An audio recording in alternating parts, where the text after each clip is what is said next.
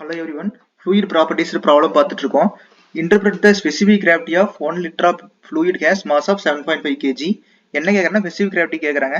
So specific gravity என்ன ஃபார்முலான்னு பாத்தீங்கன்னா density of the measuring liquid divided by density of the standard liquid. இது formula.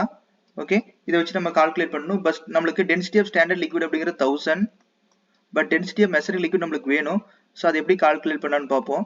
Mass மட்டும் கொடுத்துருக்காங்க. So mass கொடுத்துருக்காங்க. அப்போ density is equal to mass by volume.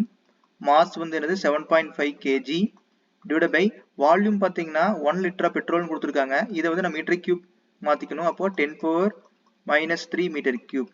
So divided by 10 power minus 3. இப்போ 7.5 into 10 power minus 3 மேலே போகும்போது plus 3 ஆயிரும். அப்போ இதை சால்வ் பண்ணும்போது 7500 kilogram per metre cube value கிடைக்கும். டென்சிட்டி கிடைச்சிருச்சு. இப்போ next specific gravity is equal to 7500 divided by 1000. So இதை சால்வ் பண்ணும்போது அதோட வேல்யூ வந்து பார்த்தீங்கன்னா 7.5. ஓகே, ஏதாவது டவுட் இருக்கு அப்படின்னா கமெண்ட் பண்ணுங்க. தேங்க்யூ.